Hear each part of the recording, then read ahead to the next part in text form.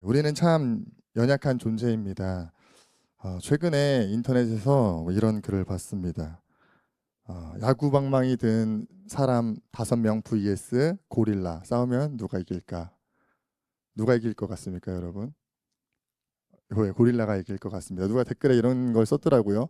고릴라가 다 후드러 팬 다음에 야구 방망이로 이쑤시개 삼겠다라는 이런 얘기를 쓰는 것을 봤는데요.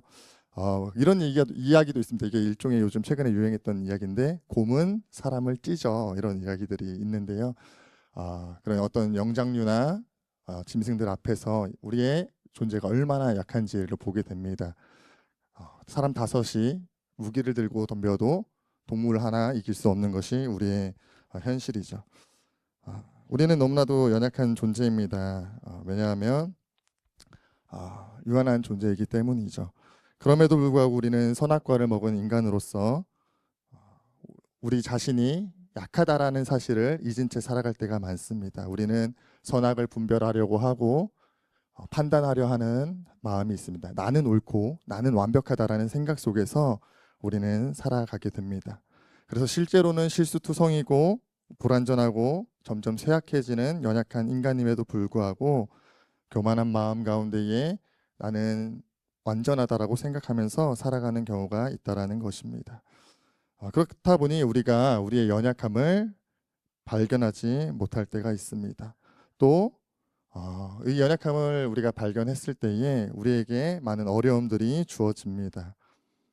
우리가 우리의 연약함을 마주했을 때 우리의 마음이 참 괴롭습니다. 내가 할 수 있는 것이 아무것도 없다고 느껴질 때에, 어, 내가 잘하는 것이 없다고 느껴질 때에 우리는 무기력하게 되고 좌절하고 낙심하게 됩니다. 우리는 이러한 상황 속에서 우리 자신의 무능하고 연약한 모습을 마주하게 되고 힘들어한다라는 것입니다. 학교에서나 직장에서도 이런 일들이 참 많습니다. 시험 성적이 좋지 않을 때 내가 부족해서 그런가라는 생각들을 하게 됩니다. 그리고 실제로 수능 시험이 끝나면 슬픈 소식들, 안타까운 소식들이 들려오곤 하는데요. 왜 그렇습니까? 자신의 무능함에 비관하여서 실패감에 사로잡힌 경우들이 있기 때문에 그렇다고 생각합니다. 또 가정 안에서 남편으로서, 아내로서, 또 부모님으로서, 자녀로서 우리의 연약함을 우리가 마주할 때 우리는 참 힘듭니다. 경제적으로 또 성품으로나 여러 가지 상황 속에서 좋은 부모이지 못한 것 같고 좋은 배우자이지 못한 것 같은 자신의 민낯을 발견할 때 우리는 참 많은 상실감과 좌절을 겪습니다. 제가 이제 뭐 최근 들어서는 그러지 않지만 예전에 아내에게 혹은 아이에게 이제 이렇게 분노를 배노를 한 경험들이 있는데요. 그때 이제 찾아오는 그 자괴감은 이루 말할 수가 없습니다. 연약함에 직면하는 것이 참 괴롭습니다. 또 사업장에서 직장에서 업무를 수행하는 데 있어서 또 성과를 내는 데 있어서 우리의 뜻대로 되지 않는 것을 우리는 경험합니다. 우리가 도저히 해결할 수 없는 아무리 애써도 아무리 다양한 출구를 찾고 방법을 찾아봐도 내 힘으로 해결할 수 없는 그런 문제들에 우리는 직면할 때에 우리의 연약함을 보고 우리는 좌절하게 됩니다. 또 하나님의 자녀로 살아갈 때도 마찬가지입니다. 오늘 목사님도 말씀해 주셨지만 더 거룩히 살아가고자 하는 갈망들이 우리 가운데 있고 예수님을 닮아가고 싶어하는 마음들이 우리 가운데 있습니다. 그러나 그럼에도 불구하고 우리의 죄성으로 인하여서 연약함으로 인하여서 그것들이 잘 안 될 때 하나님 앞에 나아가는 것이 어려울 때 우리는 우리의 연약함 속에서 좌절하게 됩니다. 이 밖에 우리의 육체의 연약함 속에서 병마와 씨름하며 우리의 연약함들을 발견하고 또 다양한 주변의 환경들 속에서 우리의 연약함을 보고 괴로워하게 됩니다. 이러한 우리의 인생 가운데 그러나 이런 연약함 가운데에 오늘 진리의 말씀은 우리에게 소망을 선포합니다. 오늘 본문 10절 말씀을 한번 함께 마지막 부분 이는부터 함께 읽어보도록 하겠습니다. 이는 내가 약한 그때의 강함이라. 아멘. 이는 내가 약한 그때의 강함이라. 우리가 연약한 존재입니다. 그런데 성경은 오늘 우리에게 말씀하십니다. 그 약할 때에 우리가 강하여진다라고 은혜의 말씀을 선포해 주십니다. 오늘 본문 7절을 보면 우리가 잘 알다시피 사도 바울은 육체의 가시로 인하여서 세 차례 하나님께 간구합니다. 이 가시를 제거해 달라고 기도합니다.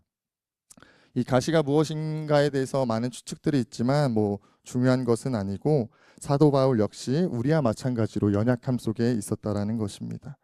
사도 바울 그도 우리와 마찬가지로 그 연약함 속에서 좌절하고 아파했음을 우리는 생각해 볼 수 있습니다. 그것이 얼마나 힘들었는지 그는 세 차례나 하나님께 간구합니다. 여기서 이 세 차례를 간구했다라는 것을 우리가 생각해 볼 때 힘든 거 가지고 3번 기도한 것 같고 이러나라고 생각할 수도 있지만 단순히 식사 기도하듯이 하나님 감사합니다 이렇게 우리가 기도하듯이 기도한 것이 아닐 것입니다. 사도 바울은 영적인 거장으로서 하나님 앞에 이 세 차례의 부르짖음 가운데에는 목숨을 걸고 하나님 앞에 나아갔을 것이라 생각해 볼 수 있습니다. 그만큼 그는 이 자신의 연약함으로 인하여서 씨름하고 괴로워합니다. 그런데 그런 아픔과 연약함과 부족함 속에서 예수님께서는 사도 바울을 찾아오셔서 말씀해 주십니다. 9절 말씀 가운데에 뭐라고 기록하고 있습니까? 나에게 이르시기를 내 은혜가 내게 족하도다. 이는 내 능력이 약한 데서 온전하여 짐이라. 예수님께서는 이런 약함 가운데 사로잡혀 있는 사도 바울을 향해서 말씀해 주십니다. 바울아, 너의 연약함으로 인해 좌절하고 괴롭고 아프고 낙심이 되니 그러나 그것이 너에게 은혜이다. 내 은혜가 너에게 충분하다라고 말씀해 주십니다. 왜 이렇게 말씀해 주십니까? 그 이유를 덧붙여서 말씀해 주십니다. 우리가 함께 읽었던 것처럼 이는 내 능력이 약한 데서 온전하여 짐이라 라고 말씀해 주십니다. 이는 그 이유는 너의 약함이 너에게 이유인 그 이유는 너가 약한 그때에 비로소 내 능력이 온전하여 지기 때문이다라고 말씀하시는 것입니다.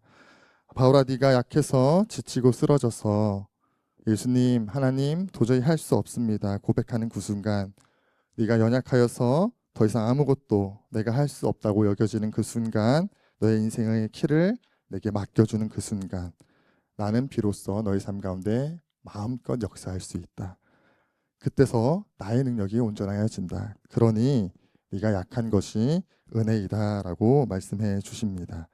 우리가 우리의 힘으로 살아갈 수 있다고 우리의 힘과 능력을 의지하면서 살아갈 때 정직하게 우리의 삶의 모습을 돌아보면 우리는 하나님을 바라보지 않는 경우가 많습니다. 하나님 없이도 살만하구나 라면서 하나님을 찾지 않게 됩니다. 하나님 없이도 내 힘으로 모든 것이 다 해결할 때다 보니 하나님을 찾지 않는 것입니다. 내 생각과 내 힘과 내 방법을 의지하면서 인생을 살아가게 된다는 것입니다. 그런데 우리 삶에 있어서 지극히 낮은 곳으로 밑바닥으로 떨어지고 우리의 무능함과 좌절함을 경험할 때 우리는 비로소 고백하게 되는 것입니다. 하나님 도와주십시오. 하나님 내 힘으로 살 수 없습니다 라고 고백할 때에, 내가 쥐고 있는 것들이 아무 소용없구나라는 것을 느끼며 주 앞에 고백할 때에 하나님은 일하실 수 있으십니다. 비로소 하나님께서는 일하기 시작한다라는 것입니다. 왜 하나님께서는 우리가 내려놓을 때 비로소 일하십니까? 그것은 바로 하나님께서 인격적이신 분이시기 때문인 것입니다. 하나님은 우리 삶에 놀라운 일들을 행하고자 하십니다. 우리의 생각과 우리의 예측과 우리의 한계를 뛰어넘어서 가장 좋은 것으로 우리의 삶을 인도하시며 역사하시고 운행하고자 하십니다. 그러나 우리 삶에 우리가 우리의 인생의 길을 쥐고 간다면 하나님은 그것을 빼앗지 않으신다라는 것이죠. 우리의 삶에 하나님을 결국은 담을 수 없게 된다라는 것입니다. 하나님의 원대한 꿈을, 하나님의 풍성하고 놀라운 계획이 우리 삶 가운데 온전하게 나타날 수 없다라는 것이죠. 그래서 하나님은 우리의 선택을 존중하시고 그렇기 때문에 우리의 약함을 때로는 사용하셔서 우리가 하나님 앞에 나아갈 수 있도록 하신다라는 것입니다. 먼저는 우리가 이 사실을 기억하기 원합니다. 사랑하는 우리 성도님들과 저의 삶 가운데에 우리의 약함이 발견되며 우리의 인생을 온전히 주님께 내어드릴 때 하나님의 능력이 온전하여짐을 함께 기억하며 나아가시게 되기를 간절히 소망합니다. 그렇기에 사도 바울은 고백합니다. 9절과 10절 가운데 뭐라고 기록하고 있습니까? 우리 함께 읽어보도록 하겠습니다. 그러므로 도리어 크게 기뻐함으로 나의 여러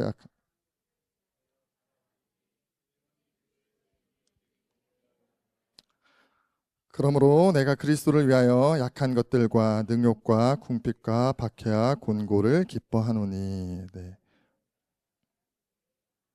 아멘. 바울은 고백합니다. 이런 사실을 예수님께서 말씀해 주시자 바울은 고백하는 것입니다. 주님, 그렇다면 내가 이 사실로 인해서, 내 약함으로 인해서 기뻐할 것입니다. 그리고 나는 나의 약함을 자랑할 것입니다. 내 안에서 그리스도가 역사하실 수 있도록 나의 삶에 찾아오는 능욕과 궁핍과 박해와 곤고를 기뻐할 것입니다. 기꺼이 내가 그것을 감수할 것입니다라고 외치고 있는 것입니다. 주님, 내가 약해서 주님을 찾을 때 더 이상 버거워서 주님을 온전히 의지할 때 주님 내 안에 역사해 주셨던 것이군요. 내가 주님을 간절히 찾을 때, 이 가시로 인하여서 내가 절망하고 좌절하여서 주님께 부르짖을 때 주님 그동안 역사해 주셨던 것이군요. 비로소 그때 내 삶에 역사하셨던 것이군요 라고 바울은 고백하고 있는 것입니다. 그래서 앞으로 찾아올 연약함도 주님께서 나를 통해 일하실 통로가 되겠구나라는 사실로 인하여서 기뻐하겠다라고 고백하고 있습니다. 사도 바울은 자신의 약함을 자랑합니다. 그리고 그로 인하여서 기뻐합니다. 그런데 그렇다면 사랑하는 우리 성도님들께 질문하고 싶습니다. 우리 함께 스스로 점검해 보기 원합니다. 우리 성도님들도 인생에 찾아오는 고난으로 인하여서, 궁핍으로 인하여서, 또 환난과 박해와 공고로 인하여서 기뻐하고 계십니까? 능력과 수치로 인하여서 기뻐하고 계십니까? 정직하게 우리는 우리의 약함을 기뻐하지 않는다라고 저는 생각합니다. 이것이 우리의 정직한 고백일 것입니다. 저 역시 그렇습니다. 정직히 고백하면 저 역시 제 약함이 기쁨이 되지 않는 것을 발견합니다. 제가 이번 목사 임직을 앞두고 이제 몇 주간 정말 괴로운 시간들을 가졌습니다.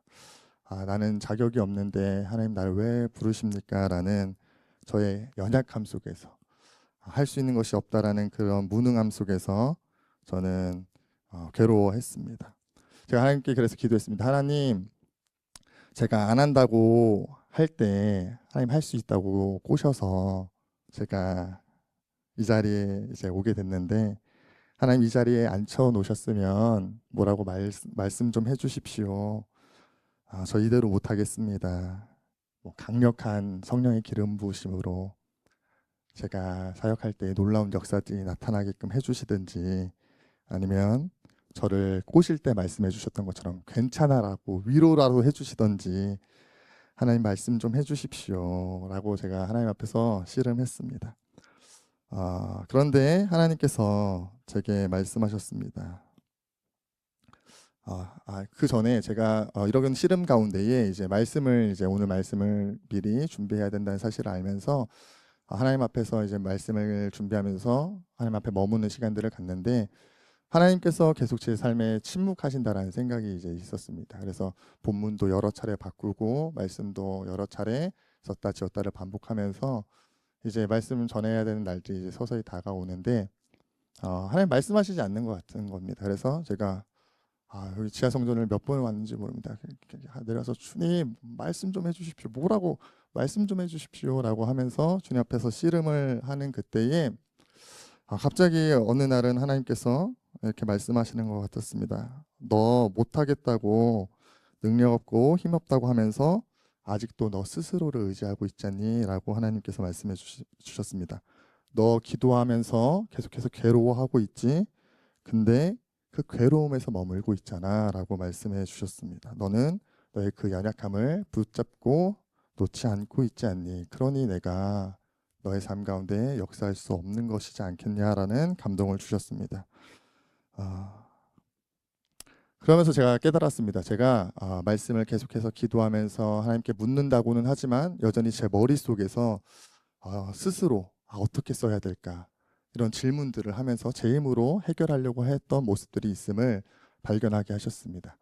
제가 머리는 좀 이렇게 이러고 있고 자유분방한 것 같아도 이제 말씀을 쓸 때는 굉장히 체계적으로 또 논리적으로 쓰려고 애를 씁니다. 그래서 어떤 그 단어가 의미하는 것이 무엇인지 정의를 계속해서 묵상하고, 또 서론에서 이야기한 것이 본론 가운데에 이어지는지, 그런 논리적으로 이것이 합당한가라는 것에 대해서 제가 많은 질문들을 하는 사람인데, 그 가운데 하나님께서 말씀하셨습니다.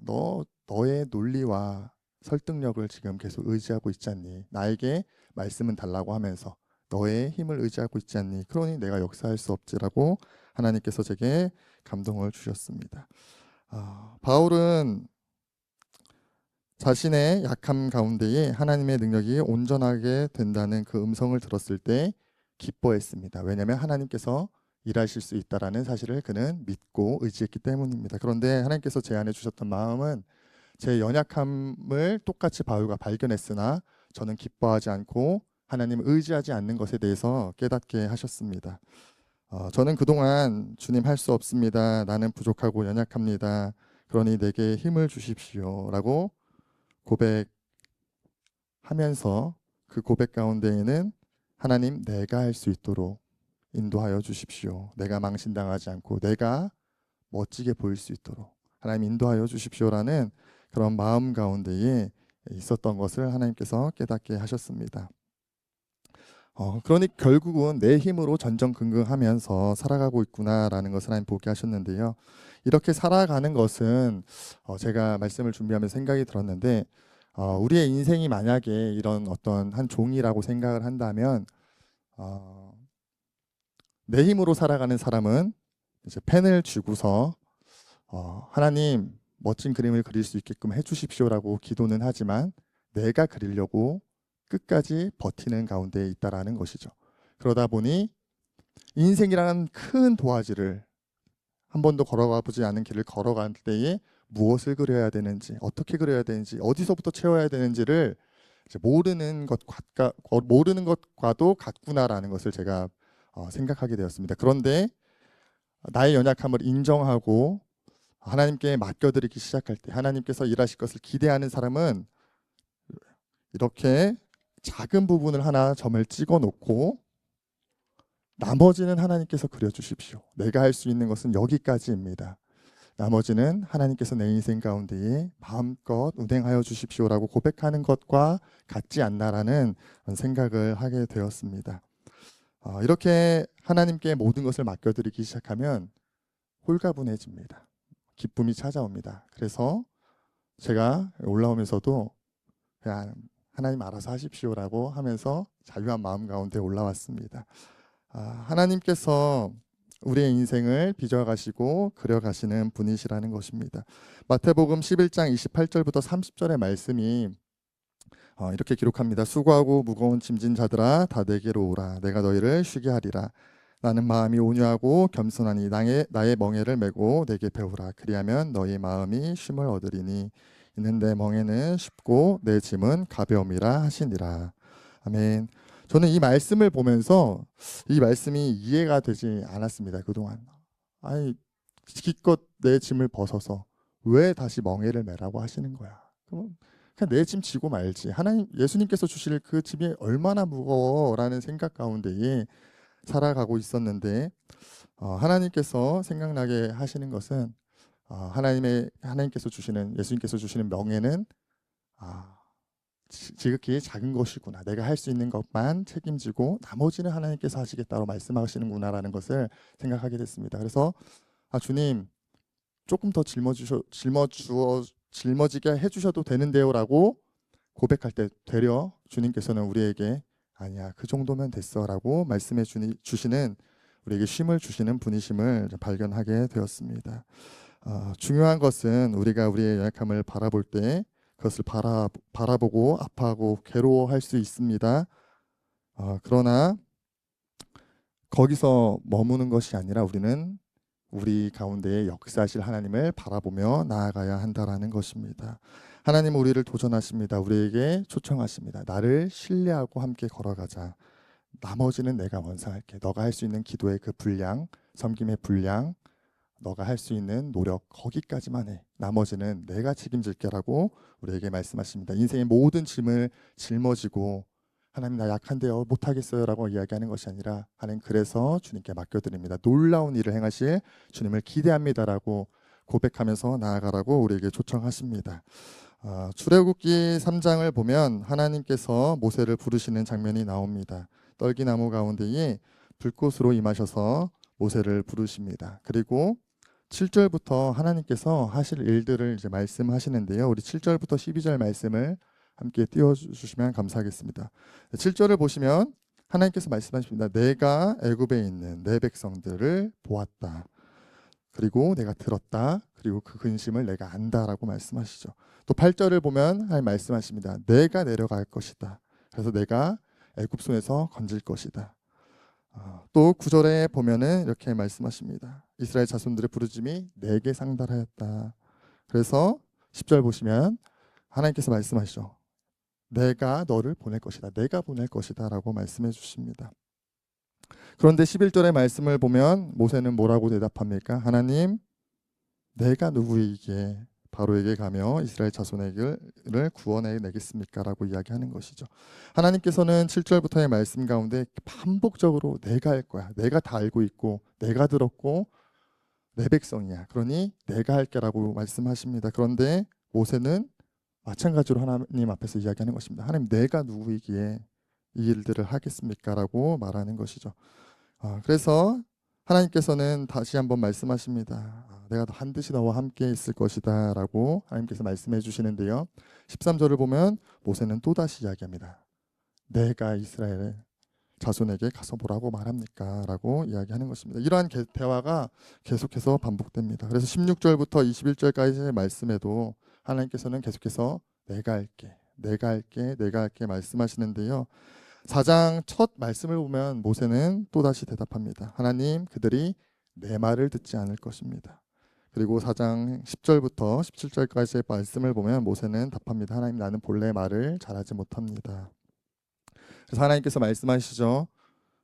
누가 그 입을 지었냐? 내가 할 것이다. 내가 가르쳐 줄게. 넌 좀 가. 할 말씀하시죠. 근데 13절을 보면 모세 또다시 말합니다. 보낼 만한 자를 보내십시오. 그래서 14절을 보면 하나님께서 노하시죠. 모세에게 노하십니다. 그리고 17절을 보면 하나님 말씀하시는 것 같아요. 가서 지팡이나 너는 잘 던져라고 말씀하십니다. 모세 역시 하나님께서 하신다라고 말씀하시는 가운데에 여전히 자신의 연약함만을 붙잡으며 살아갔던 사람임을 보게 됩니다. 자신의 생각과 자신의 한계, 자신의 연약함에 사로잡혀서 하나님의 능력을 기대하지 않습니다. 의지하지 않습니다. 자기 중심적인 자아에 똘똘 뭉쳐져 있는 것을 보게 됩니다. 그런데 이랬던 모세가 출애굽기 19장에 가면 자신의 연약함과 고집을 내려놓는 변화된 모습을 보이는 것을 보게 됩니다. 출애굽기 19장 1절을 보면 이스라엘 백성들이 출애굽하여 시내 광야에 머물게 됩니다. 여기서 유심히 살펴봐야 하는 이제 단어가 있는데요. 바로 이스라엘 자손이 애굽 땅에서 떠난 지 3개월이 되던 날이라는 것입니다. 이 3개월이 되었다라는 것을 통해서 우리가 알 수 있는 것은 이스라엘 백성들이 또다시 불평할 때가 되었다라는 것을 우리는 생각해 볼 수 있습니다.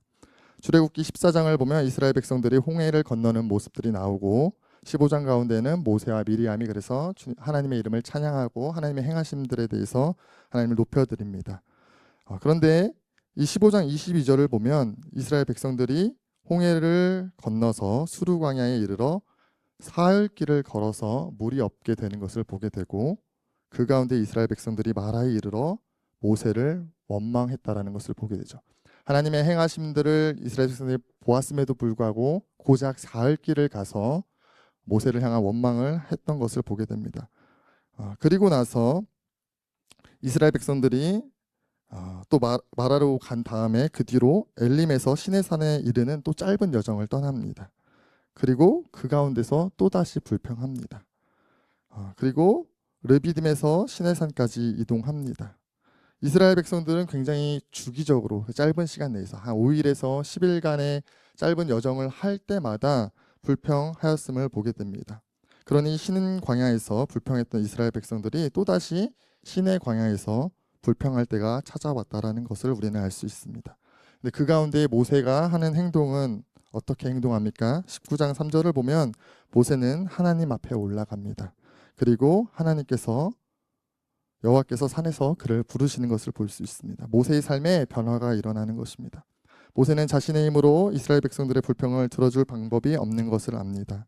그래서 그는 하나님 앞에 먼저 올라가는 것입니다.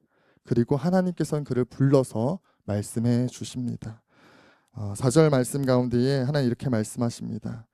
내가 애굽 사람에게 어떻게 행하였음과 내가 어떻게 독수리 날개로 너희를 업어 내게로 인도하였음을 너희가 보았느니라.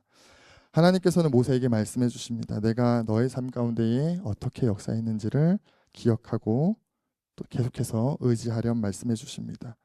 모세는 이러한 말씀을 듣고 나서 7절의 말씀을 보면 어떻게 행동합니까? 모세가 내려와서 백성의 장로들을 불러 여호와께서 자기에게 명령하신 그 모든 말씀을 그들 앞에 진술하니, 이제는 모세가 내려와서 하나님께서 명령하신 모든 말씀을 그들 앞에 진술합니다. 이제는 모세는 묻지 않습니다. 하나님, 내가 어떻게 합니까? 왜 그렇게 말씀하십니까? 모세는 질문하지 않는 것입니다. 왜냐하면 모세는 하나님을 의지하게 되었기 때문입니다. 하나님을 온전히 신뢰하는 사람으로 변화되었음을 우리는 보게 됩니다. 모세는 더 이상 자신의 연약함에 함몰되지 않습니다.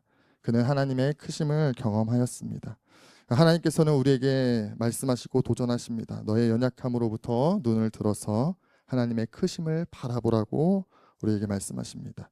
우리의 힘으로 해결할 수 없는 문제 가운데 사로잡혀서 신음하지 말라고, 인생의 길을 내게 내어달라고 말씀하십니다. 하나님께서 나는 사막의 강을, 광야의 길을 내고 마른 뼈를 살리며 이스라엘 백성 가운데에 홍해를 가르고 무리를 걷게 하셨던 하나님이다라고 말씀하시며 우리에게도 동일한 하나님이라고 말씀하시며 초청하십니다.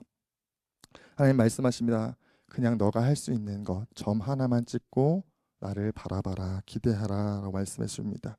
그 가운데 하나님께서는 우리에게 기쁨과 자유를 주시는 분이십니다. 이 사실을 우리가 기억함으로 우리의 모든 연약함들 가운데에 거기서 마침표를 찍는 것이 아니라 더 나아가서 그래서 하나님을 기대합니다.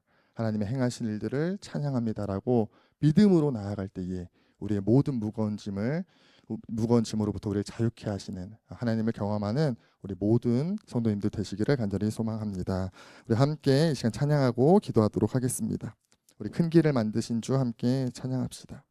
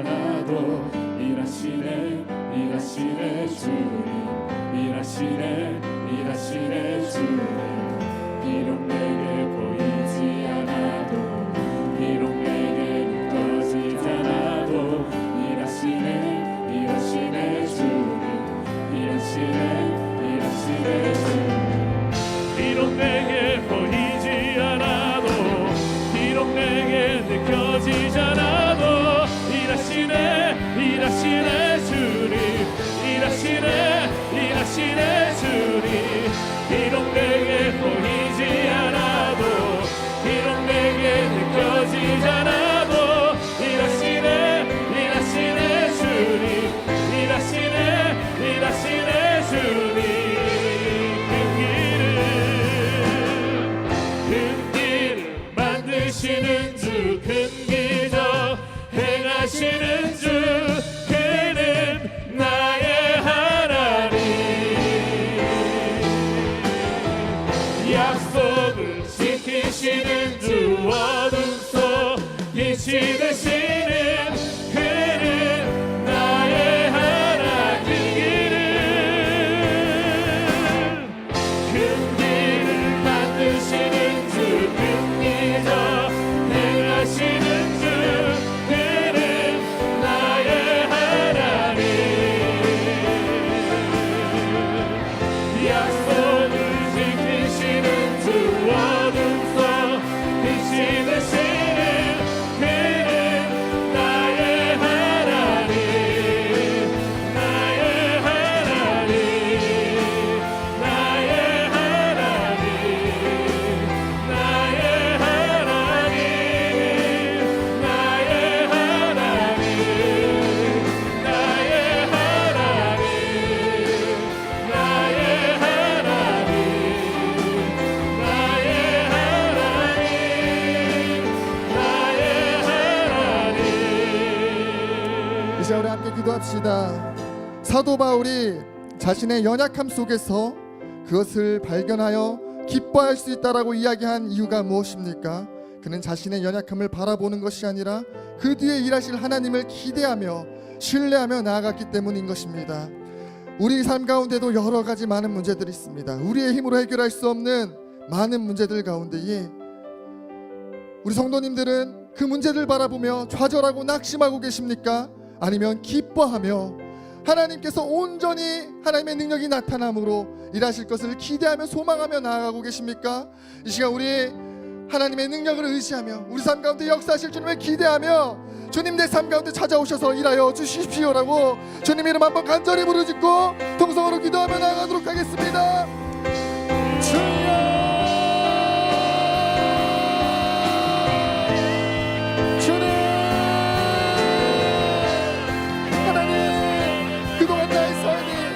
하나님 내 힘으로 해결하려 했고 하나님 삶의 모든 무거운 짐을 내가 짊어진 채 하나님 씨름하며 살았음을 고백합니다. 하나님 그래서 하나님 너무나도 무겁고 하나님 지치고 하나님 낙심 가운데 살았음을 고백합니다. 그런데 오늘 말씀을 통해 사도 바울이 기뻐할 수 있었던 비결을 봅니다. 그것은 그 뒤에 계시는 문제 너머에 계시는 하나님을 의지하며 소망하며 하나님을 바라보며 나아갔음을 하나님 발견합니다. 하나님께서 우리가 기도하는 것은 하나님 우리 삶 가운데도 찾아오셔서 말씀하여 주시옵소서. 내가 해결할게. 너는 점 하나만 찍어주며 너의 할 수 있는 영역 안에서 너가 생각할 수 있는 영역 안에서 너의 삶을 살아가기만 한다. 나머지는 내가 일할 것이다. 너의 인생의 도화지를 내게 맡겨주고 너의 인생의 방향성과 길을 내게 맡겨주며 하나님 우리에게 찾아오셔서 말씀하여 주십시오. 하나님 이 말씀이 실제가 되어서 우리의 삶 가운데에 믿어지는 놀라운 내가 있을 수 있도록 하나님 인도하여 주십시오. 하나님 문제가 너무 크게 보여집니다. 하나님 그래서 문제만 해갖고 씨름합니다. 하나님 고쳐주세요라고 고백합니다. 하나님 해결해주세요라고 고백합니다. 그러나 이제 우리의 믿음의 눈을 듭니다. 주님 역사하실 것을 선포합니다. 하나님 광야의 길을 내시는 분이십니다. 사막의 강을 내시는 분이십니다. 하나님 하늘을 가르시고 바다 위를 걷게 하시는 분이십니다. 하나님 믿음의 눈으로 주님 바라봅니다.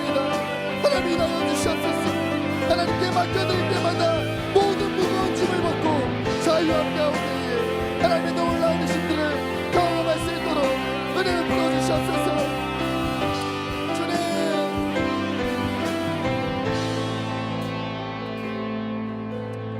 우리 한 가지 더 기도합시다. 3040 컨퍼런스를 위해 함께 기도합시다. 하나님, 이 일이 우리의 힘으로 할 수 없는 이름을 고백합니다. 새벽 이슬 같은 주의 3040 세대가 주님 앞에 나와 예배하게 하시고 회복의 은혜를 누릴 수 있도록 인도하여 주시옵소서. 모든 과정을 주 앞에 올려드리며 우리 다시 한번 주님 이름 한번 간절히 부르짖고 통성으로 기도하며 나아가도록 하겠습니다. 주여, 주님, 하나님, 우리는 우리에게 맡겨진 일을 합니다. 많은 걱정이 있습니다.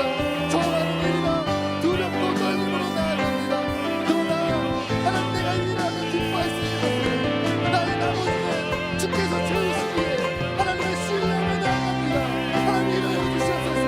하나님께서 맡기신 놀라운 씨앗을 뿌리며 하나님 성실하게 하나님 책임을 다하며 나아갈 때에 나머지는 주님께서 하실 것이오니 나는 기대합니다. 나는 자유합니다. 하나님, 일하여 주시옵소서. 하나님, 감사합니다. 내가 구원의 물결 있게 하시고 회복의 물결 있게 하시고 하나님 교회의 축제가 되게 하시고 가족들의 하나님의 은혜시가 될 수 있도록 인도하여 주시옵소서.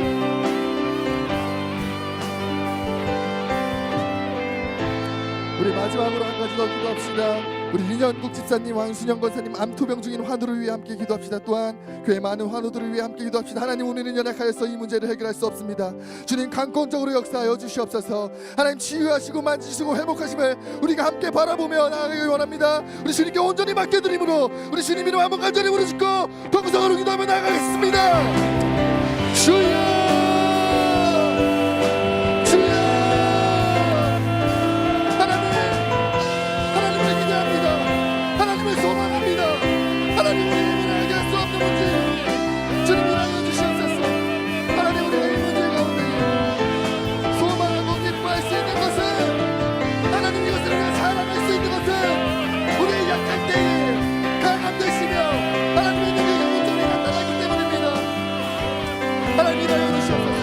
영혼이 잘된 것이 범사가 잘되고 강건하기를 원하시는 주님, 일하여 주시옵소서. 우리 집사님과 권사님의 영혼이 잘되게 하시고 범사가 잘되게 하시고 강건한 능력을 베풀어 주시옵소서. 주님, 이미 십자가에서 모든 질문을 해결하셨사오니 믿음의 눈으로 바라봅니다.